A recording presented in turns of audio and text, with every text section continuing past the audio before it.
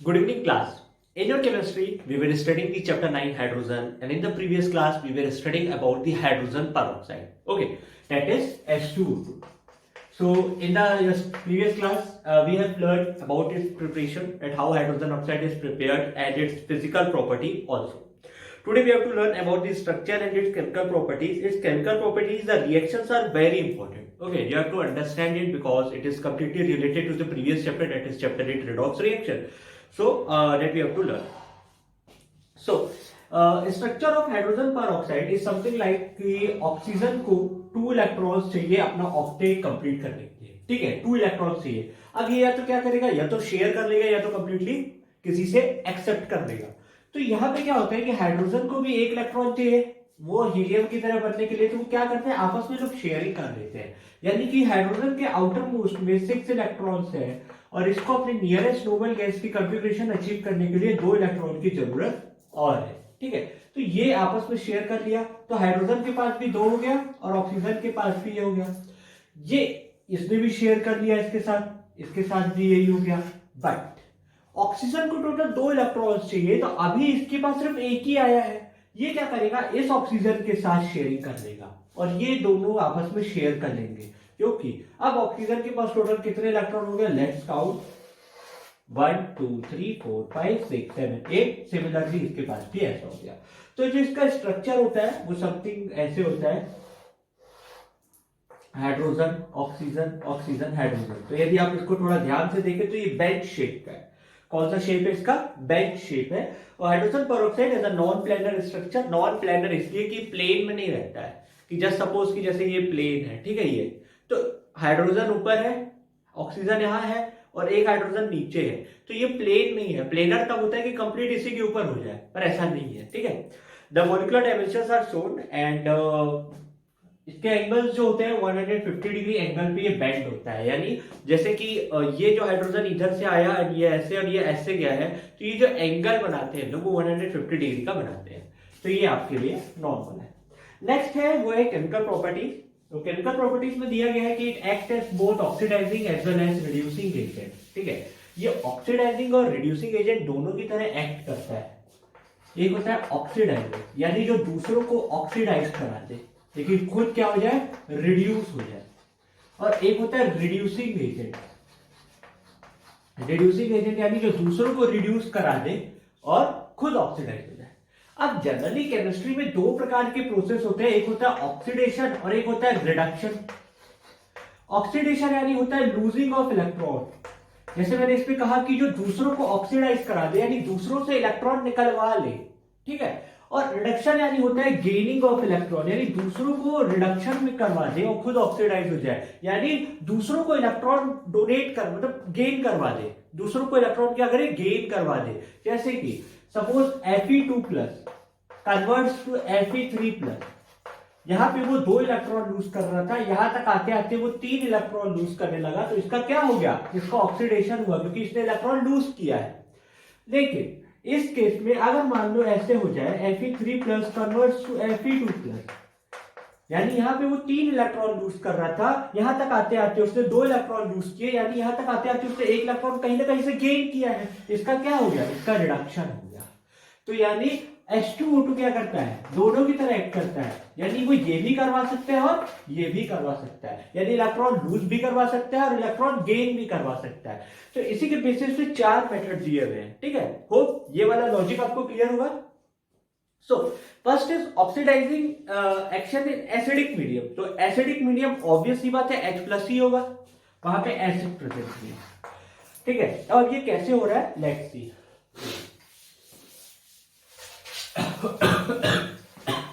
Sorry, जैसे कि दिया है Fe2 plus plus 2H plus plus H2O2. ठीक है, H2O2 का होना तो जरूरी है.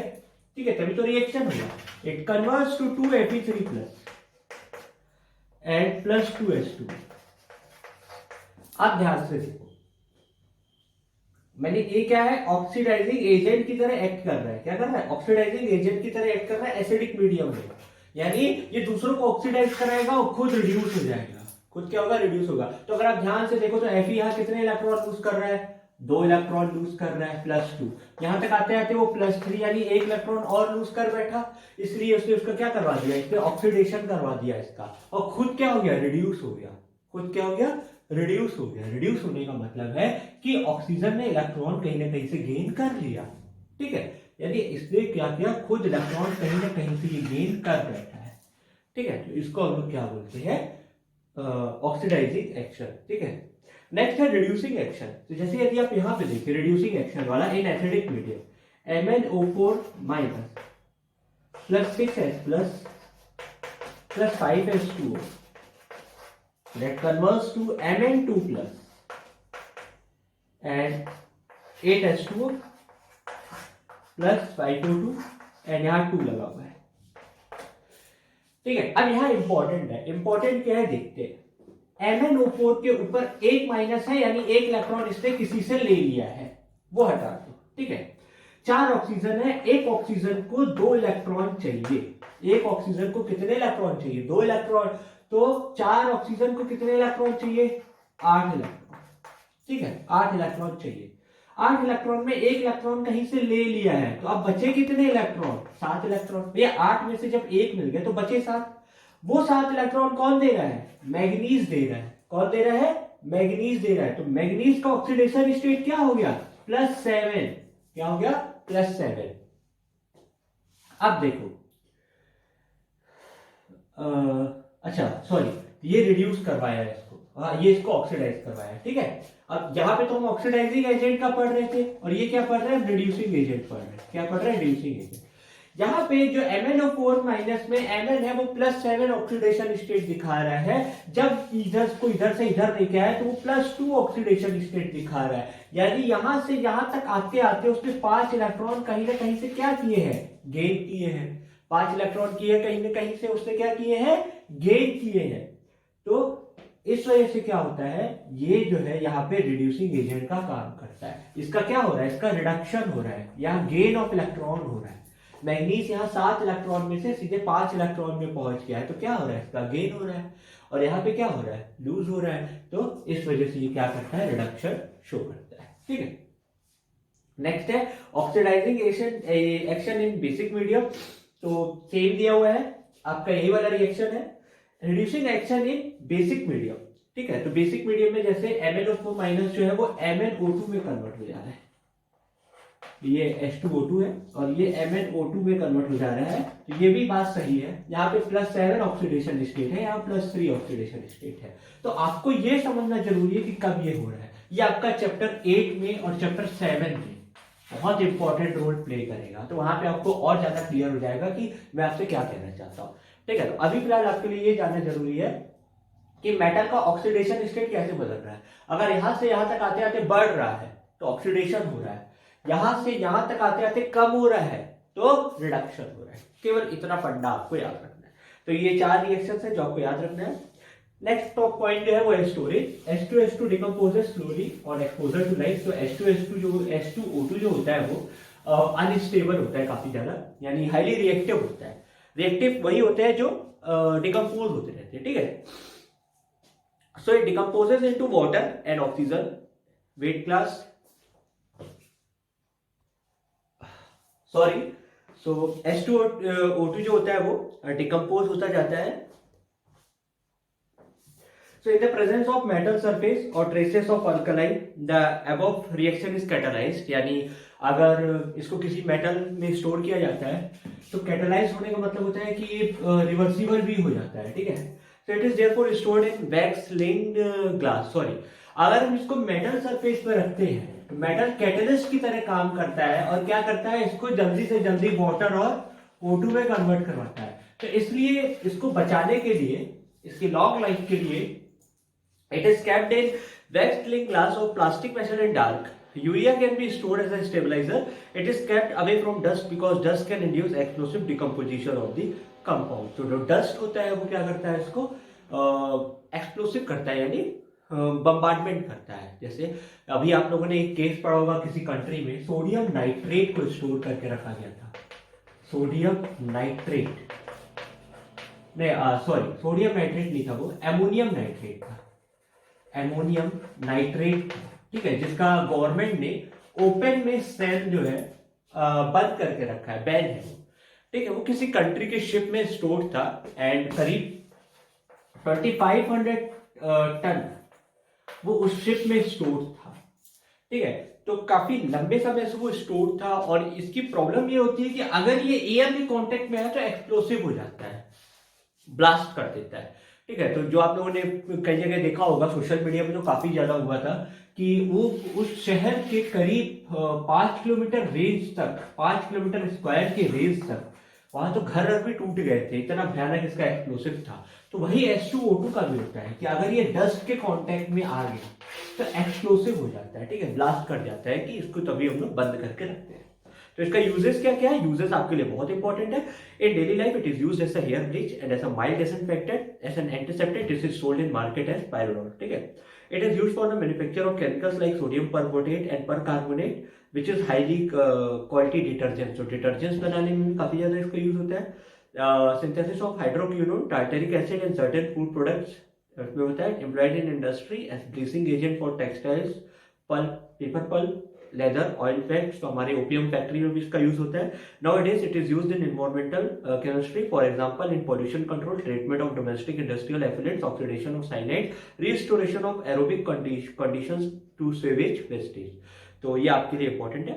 नेक्स्ट टॉपिक है हमारे लिए हैवी वाटर। जो हैवी वाटर होता है ना, वो हाइड्रोजन के आइसोटोप से बना रहता है, that is deuterium D2O। H2O की जगह D आ गया। ठीक है, तो हैवी वाटर कहलाता है। It is extensively used in moderator in nuclear reagent. तो न्यूक्लियर फैक्ट्रीज जो होती है, जो न्यूक्लियर फैक्ट्रीज नहीं, रिसर्च सेंटर्स होते हैं जहाँ न्यूक्लियर बॉम्ब्स वगैरह बनाए जाते हैं, वहां पे मॉडरेटर की तरह यूज होता है। मॉडरेटर यानी क्या होता है? गरम गरम वो रहता है आपका, आई कैन से सॉरी, जब आपके मशीन्स या इंजन्स वगैरह काफी ज्यादा हॉट हो जाते हैं वर्क करते करते कंटिन्यूसली, तो हम पानी डालते हैं उसको ठंडा करने के लिए, तो उस वेस्ट में इसका यूज होता है। In exchange reaction for study of reaction mechanism, it can be prepared by exhaustive electrolysis of water और by product of some fertilizers industry.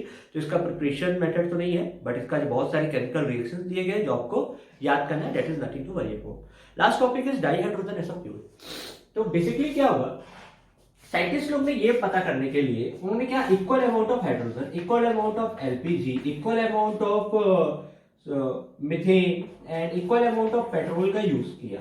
ठीक है, बर्न किया पेट्रोल का, उनको क्या किया, उन्होंने बर्न करके यूज करने की कोशिश की और देखा कि किसकी एनर्जी प्रोडक्ट ज्यादा है। जैसे सिंपल सी बात है, बाइक्स के सीसी के हिसाब से उसका एवरेज भी अलग अलग होता है। जैसे कि 100 सीसी की बाइक रहती है प्लेटिना, उसका एवरेज जो होता है 90 किलोमीटर होता है पर लीटर पेट्रोल में। ठीक है, फिर 125 सीसी की बाइक ले लो आप, तो उसका एवरेज 60 किलोमीटर हो जाता है। 150 सीसी की पल्सर ले लो आप, या 180 सीसी की, 220 सीसी की, तो इनका एवरेज सीसी वाइज कम होता जाता है। ठीक है, फिर यदि आप 350 सीसी की बुलेट ले लो तो उसका एवरेज 30 किलोमीटर पर हो जाता है और पर लीटर हो जाता है। 500 सीसी का और कम हो जाता है। तो उसी बेसिस पे इन्होंने कैलकुलेट करना चाहा कि किसको हमें ज्यादा एनर्जी हमको मिल रही है, किसकी एफिशिएंसी हमको ज्यादा मिल रही है। तो उन्होंने पाया कि उतने ही अमाउंट में से हम हाइड्रोजन से ज्यादा वर्क निकलवा ले रहे हैं as compare to petrol, methane और एलपीजी। हाइड्रोजन हमारे लिए ज्यादा बेनिफिशियल है। ठीक है, और सबसे अच्छा इसका बात यह था कि ये पेट्रोल इन लोग की तरह ज्यादा पॉल्यूशन क्रिएट नहीं कर रहा था। बस इसका एक ही जो बेस प्रोडक्ट था वो था नाइट्रोजन ऑक्साइड, N2O या NO2, यही था इनका बाई प्रोडक्ट जो वेस्टेज के रूप में जो हमको मिलता है। तो उसको बचाने के लिए भी उन्होंने मेथड देखा। एंड आज के दौर पे जो रॉकेट्स वगैरह में हम यूज करते हैं, रॉकेट फ्यूल में हाइड्रोजन का ही हम इस्तेमाल करते हैं, ताकि क्या होता है ना, ये रिसाइकेलेबल होता है कि इसको हम बार बार यूज कर सकते हैं। तो फॉर दैट इसको आज हम लोग फ्यूल के रूप में यूज करते हैं। तो ये आपके सेम जो मैंने आपको कहा उसी के बारे में दिया हुआ है।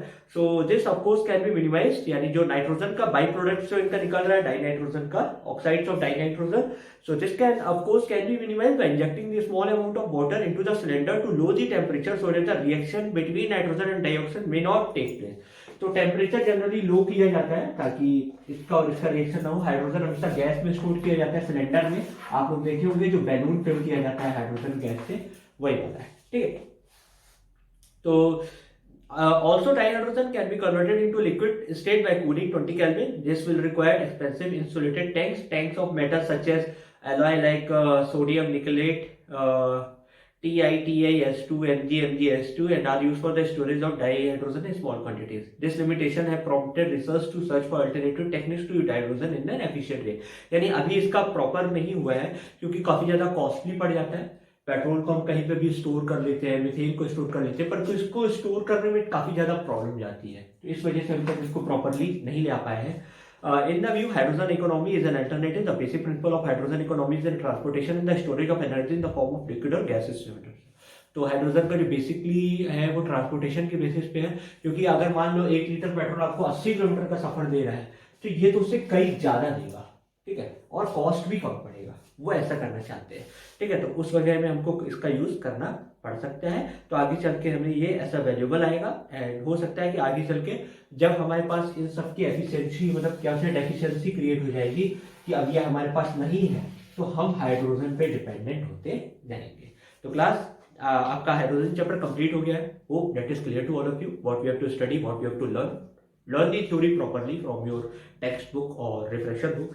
In the next class, yani from tomorrow, we will start our chapter 7, that is equilibrium, and that is the most important chapter, जिसपे आपको बहुत कुछ स्टडी करना है. रिएक्शन कैसे होता है, रिएक्टेंट प्रोडक्ट कैसे होते हैं, कब रिएक्शन इक्विलिब्रियम में पूछता है, new theories regarding the acid and base, and all we have to calculate that we will study from next class. तो till then study this chapter very carefully and your half yearly portion is chapter 1 to 6, that is from thermodynamics and chapter 9 hydrogen. तो ये 7 chapters आपके half yearly portion में आएंगे. Till then take care.